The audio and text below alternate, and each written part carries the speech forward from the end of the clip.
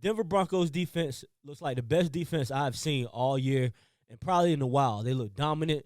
They forcing turnovers. They putting pressure on the quarterback. You actually have to worry about this team when you come out and play these guys. And not to mention, in Mile High Stadium, you know these boys going to ball out. Now, Nick Bonito, keep your eyes on him. He is the motor in this defense that makes it go, okay? Tonight, this man had 5 tackles, 1.5 sacks, all right?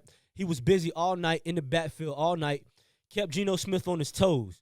Now, we all know Geno Smith's not the best quarterback, but he made Geno Smith, well, I should say they made Geno Smith look like Geno Smith tonight. And the only highlight of the game pretty much was Alshon Jeffrey, being that he's the draft pick this year, and it's a bright future ahead of him, maybe in that Raiders uniform.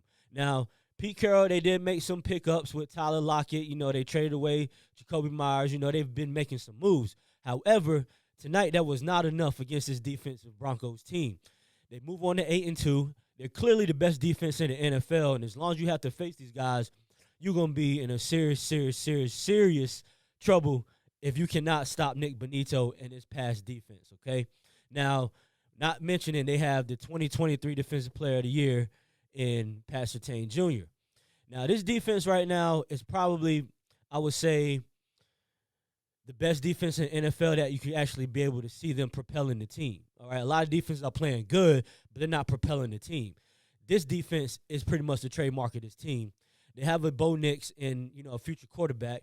He's doing okay. Not the best game tonight. He only had 150 yards. He did throw for 2 picks. But I don't want to get away from this defensive performance.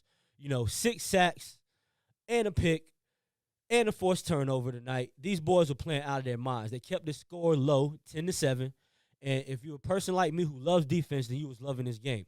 I'm a Steelers fan at heart, so run the ball, playing D, I love to see it. I love to see people getting hit. I love to see the quarterback getting sacked. I just love to see defenses dominating the game.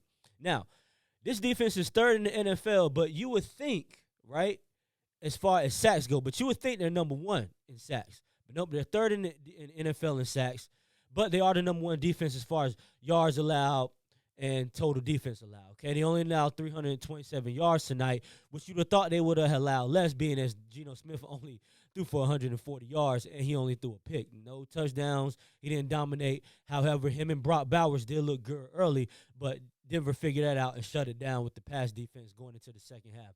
7-7 in the first half, and in the game 10-7, you can pretty much clearly see that defense dominated this game. Now, with that being said, we're going to give Nick Bonito the player of the game.